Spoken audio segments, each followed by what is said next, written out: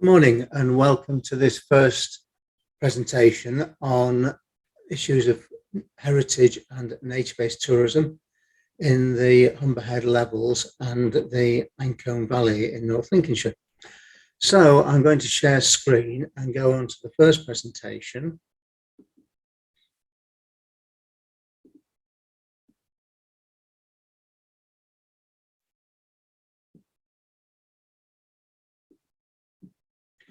Okay, so developing heritage and nature tourism in the Humber Head Levels and the Ancombe Valley. I just want to give some basic thoughts on the tourism economy and the issues that this raises.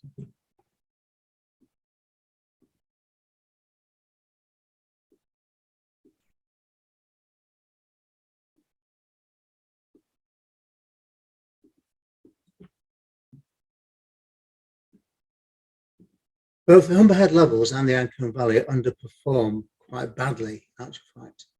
And there are core reasons that we will examine and consider from different points of view throughout the series of short presentations. First one is limited marketing and coordination within the tourism sector in relation to nature and heritage tourism. There's also limited collaboration within the visitor economy, and this is a typical problem for many regions who are trying to develop a tourism economy, that quite often those providing the visitor experience actually compete rather than collaborate. There's limited investment in the actual tourism infrastructure. So the necessary investment to draw down leisure and tourism and recreational spend at sites and across the region.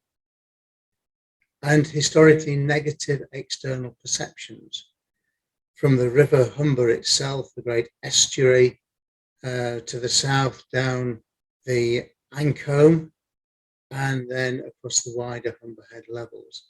In a national perspective, there is not a strong perception of this. And there are also negative visual impacts across the region from unfortunate or inappropriate or historical development. And in a flat landscape, if you hang out your dirty washing, it's visible from a long way around. So again, we need to maybe think about that. A consequence of this weakness is that without visitors, the tourism and leisure and recreation and hospitality industry struggles. So we're in a catch-22 where without the visitors, the infrastructure is not supported. Without the infrastructure, the visitors don't come. And that's the sort of consequence. So tourism, leisure, recreation, and economic development, just some thoughts and issues and challenges.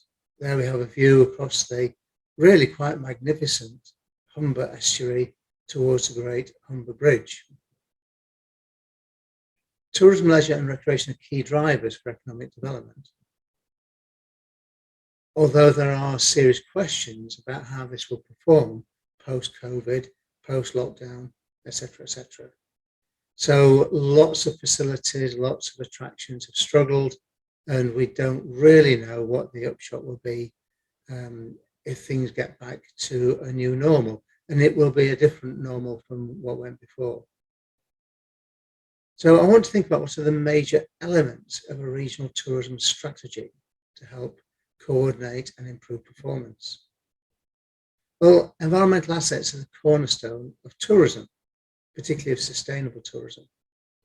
Changing regional demographics also provide opportunities for leisure and tourism. In the last 20 or 30 years, the demographics of the region that we're considering has changed hugely. There's a lot more new development. There are new social strata coming in. There is money, and there are people who will demand at least local leisure facilities and recreation opportunities for things like day visits. And that's often a good way to kickstart a wider leisure and tourism economy. So things like countryside recreation, day visiting, outdoor leisure, and sport are all major opportunities, and they are potentially increasing across this region as things change. Another positive for the whole region, and this is the Humber levels and also the Ancon Valley particularly, is that there's excellent transport infrastructure to get visitors in and through the region. We also have some major attractions to the east of the area, the coastal zone and the Lincolnshire Wolds, the Yorkshire Wolds in the northern area and the Yorkshire coast in the northern area. But if we take the south shore of the Humber, leading around through Cleethorpes to the east coast and Donanook, we have one of the largest grey seal rookeries in the country. And you know that every autumn there will be maybe up to 10,000 of these magnificent animals hauling ashore to pup and to breed. And that's a fantastic nature tourism opportunity. At present, the benefit goes largely to small businesses, B&Bs, hotels, pubs, restaurants, who badge themselves in terms of Donanook and the rookery, but there's very little other financial impact on the wider wildlife tourism or conservation industry. There's not much you can spend your money on when you get there. So why do areas underperform? Well, they have fragmented assets, poor image, limited, if any, effective marketing and promotion, absence of key growth goals. These are where you've invested or inherited an attraction of some sort that will actually then spin out other growth opportunities. And if the area lacks those and you haven't invested effectively, then there may be problems. An example I would give you is the Old Moor Wetland Centre at RSPB Down Valley, which is a fantastic economic growth pole for that region. It's spun out over 10 to 15 years now, a tourism industry of over 100,000 visitors a year. So that is really quite remarkable. But there's also limited awareness by some key stakeholders, particularly in the wildlife conservation sector, of tourism potential and how tourism and the tourism industry operates. And this is a twin problem, that the tourism industry doesn't really understand nature conservation and heritage, and the heritage and conservation sector don't necessarily understand or engage with tourism. So consequences of two major factors: extensive historic wetlands and therefore an absence of heritage centres. So this was a huge inland sea, effectively, certainly in winter, maybe 500 square miles of wetland. And that means that human settlements historically were restricted to the peripheries, with no major routeways across it, because it was a vast tract of water-bound landscape. And then the other rather different impact is that as the wetlands have been removed, destroyed, drained, they've been replaced by modern intensive farming, which does bring major economic benefit to individual farms, and it also, of course, helps to feed a growing population across the country. But there's a loss of wider leisure, tourism and biodiversity benefits, and major landscape adverse impacts. Are we talking about tourism sustained or sustainable tourism? When we talk about the importance of sustainable tourism, what does tourism offer? What are the scales of tourism impacts? How does the tourist visit sit against the local visit or the day visit? So we need to think about that. And when you work in the tourism research sector, then the definitions of these sort of things, like what's a day visit, what's a tourism visit, what's a local visit, actually the definitions become quite important. And we need to think about conversion of day visits to overnight stops, to weekenders, to longer stays, and national or international visitors. These are the gold star impacts.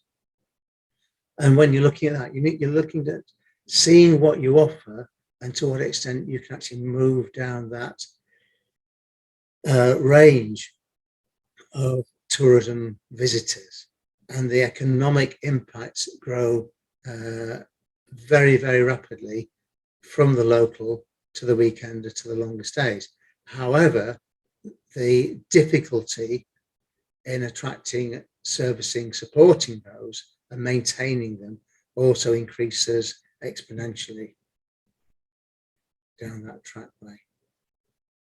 So are we talking about total immersion of sustainable tourism within sustainable development?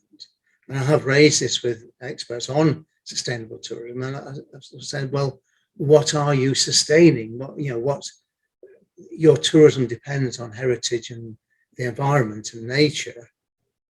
To what extent does your sustainable tourism help that? Or are we talking about sustaining tourism, which is something rather different? So are we looking at sustainable tourism immersed in a broad sustainable development agenda, or are we talking about sustainable tourism, which is connected to, but within a tourism-centric agenda? Something when we are developing a tourism facility and when we're developing maybe a tourism strategy across a region, which we will come back to in a later presentation, is the tourism cycle, the development cycle. Now, this is something that very often those developing tourism initiatives seem blithely unaware of, but we need to be, we need to consider some of these basic tourism patterns and trends. Because one of the things that's obvious when you look from the outside of tourism is it's fickle, and it differs significantly from traditional economic centres in the rural landscape, such as farming. And there are issues of growing economic impacts and also the consequences of having leaky economies within an area or within a region. And if you're in a relatively weak economic situation, then a lot of the money and the income that comes in leaks out very quickly rather than having multiple rounds of spend and therefore greater impacts. And the tourism cycle is indicated here, where we've got rejuvenation or decline and the number of tourists. So you start off with exploration, involvement of locals and visitors in the area, development of the perceptions, awareness and facilities and infrastructure. But the danger is, as you move up this almost exponential increase here, you start to stagnate, you become complacent. And the real danger is that you go down the decline. Now, a clever approach to this is to reinvent your tourism offer, if you like, and trigger rejuvenation. So number 7 there. And the best example I can give you of that probably is the Eden project in Cornwall, where, and of course the Lost Gardens of Helligan, which are basically the same people, at least in part. And over the period, they've reinvented themselves, they've rebadged them, they've created new attractions, they've hit the media with new opportunities, and they kind of bounce along on that top. But if you don't do that, you can suddenly end up in a steep decline. And the classic example was the 1960s, 70s seaside resorts across Britain, particularly across England, which have been incredibly successful. And in the region, we would include, the Mablethorpe, Skegness, Cleethorpes, and further north, Bridlington, Hornsea, Scarborough, etc.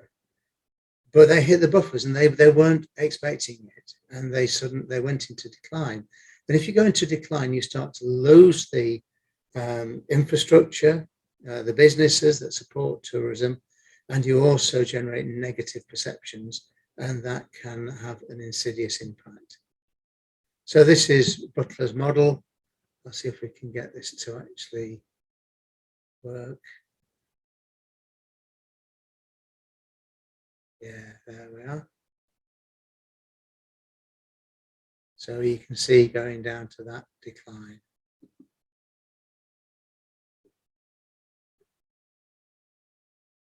And summarised there as well, tourism life cycle.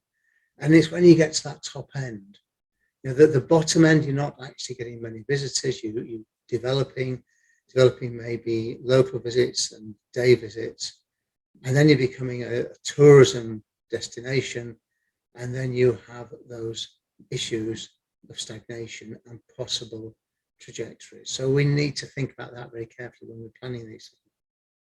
So what's the wider benefits of tourism and countryside recreation? Well, we'll be hoping to improve biodiversity. We'll be hoping to generate economic employment, triggering health and well-being through these improvements. And one of the big things that you can do, if this is clever, and again, I would suggest looking at a place like Potterick Car at Doncaster and the Old Moor Wetland Centre between Rotherham and Barnsley, you enhance reputation.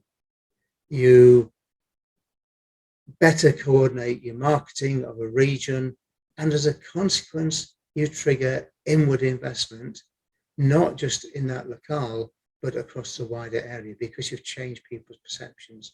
One of the important things that we've found is the desire to reside in an area which can be hugely affected by some of the improvements that I'm talking about. And you're looking at sustaining local facilities and local services. So those visitors can help maintain a facility for locals and tourists alike.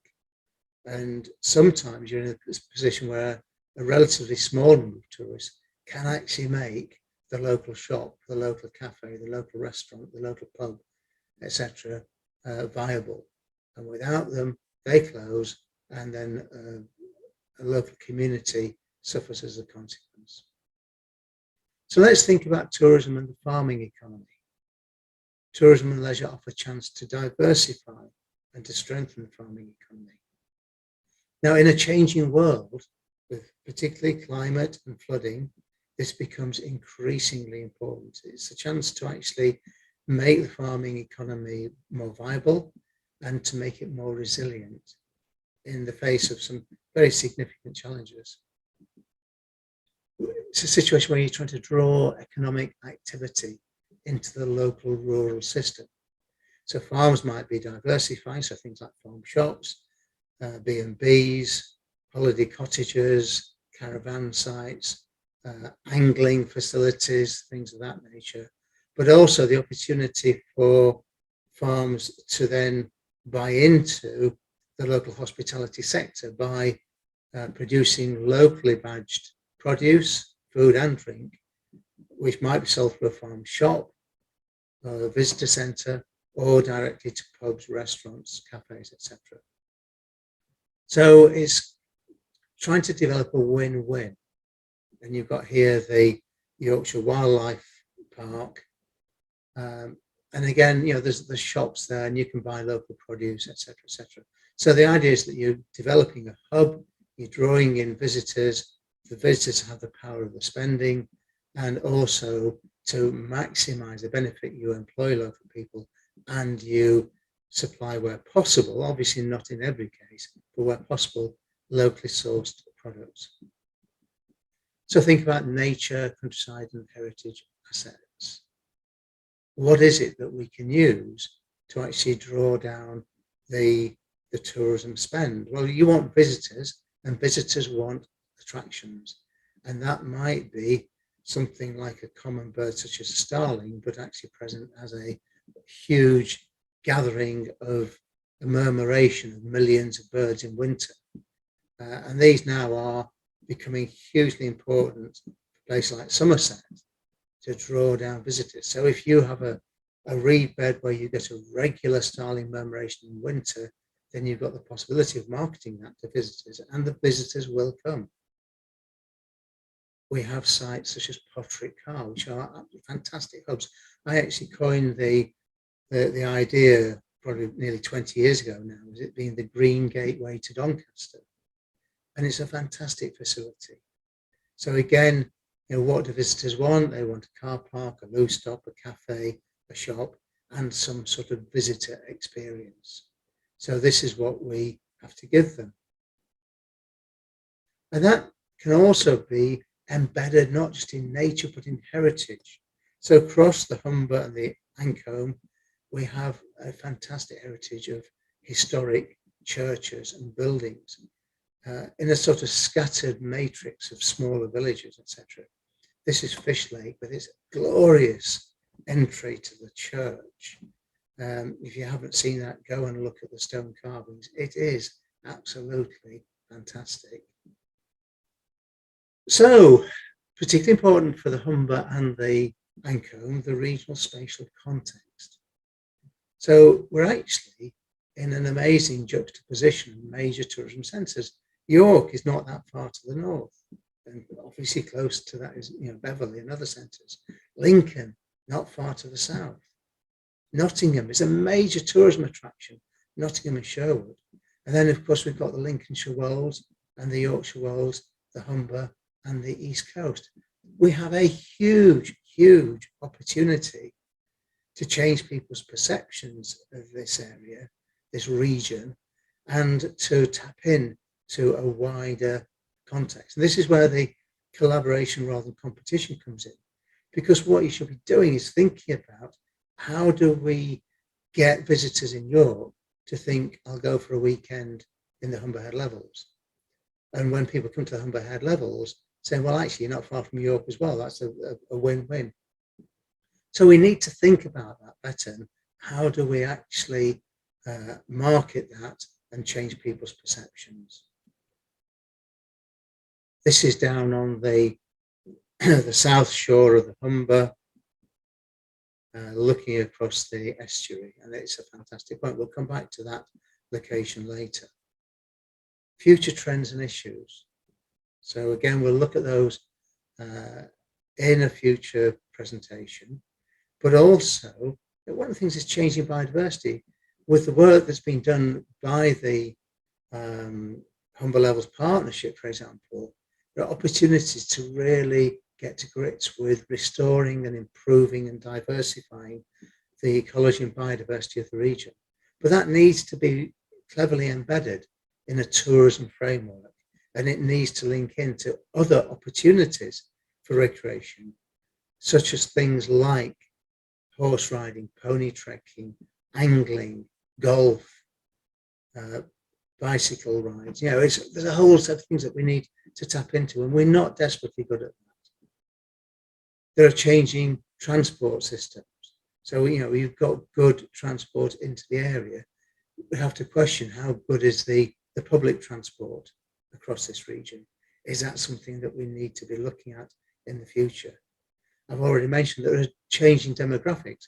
So you've got a different social and age structure across the region, and that is generating opportunities if we're out there and able to present them and provide those. Biggest challenge of all, possibly, is a changing climate. We are in the midst of both a biodiversity crisis, but a climate change crisis. So we need to be more resilient, but we also need to look at what opportunities that might trigger in terms of wider economic benefits. When you're looking at your region, what are the unique selling points? What are the hooks? What are going to be the key performance indicators? And obviously, if you're drawing down things like major grant aid, then the KPIs become very, very important. If you're drawing in tourists, the USPs, hugely important. Why should I go to this particular site or this particular region? And things like, the Humber Bridge and the Humber Bridge Country Park and other local nature reserves, proximity to the wolds, proximity to the coast. These all become very important. So that's the first presentation. There's more information on the website, more information on my blog and my Twitter, and I look forward to seeing you at the second presentation. Thank you.